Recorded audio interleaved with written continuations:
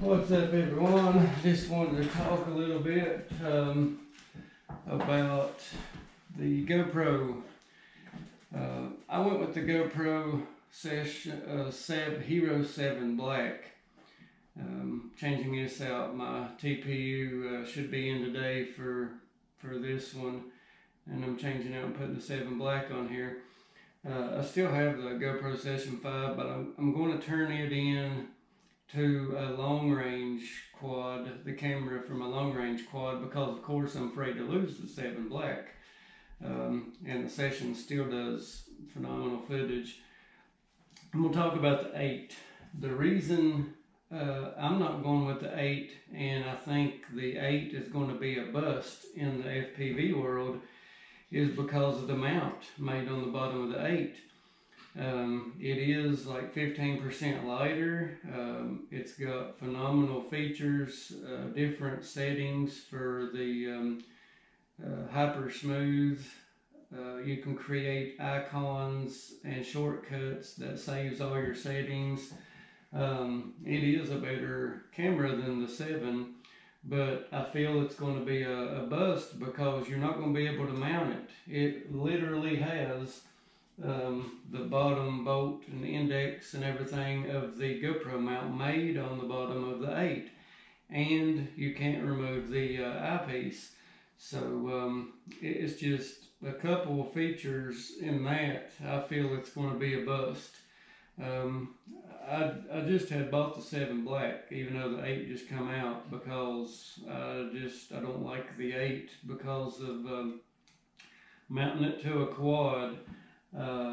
Is going to be difficult with that mount made on the bottom of the 8. You probably could specially design, I'm sure some quads is going to start coming out with that integrated mount in the front of it where guys can run the 8s. I noticed that drones and the FPV world sort of adapts. When we lost the Session, everybody adapted to the 7.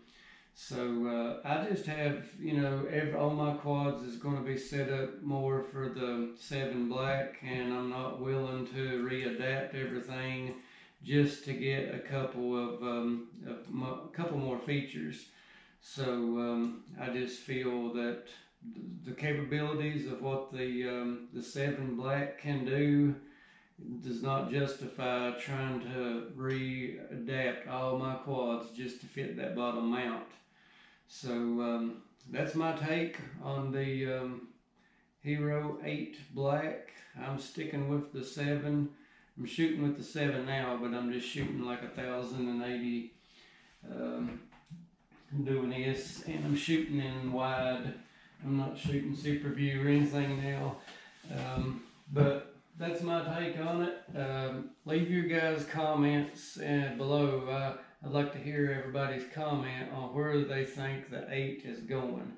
Do you think that FPV world will adapt to the 8, different mounting frames, and go through all this again? Or do you think the 7 will just stick and stay, and FPV guys won't be using the 8? I'd like to hear your take on it. Is it going to be justifiable for what features the 8 offers over the 7?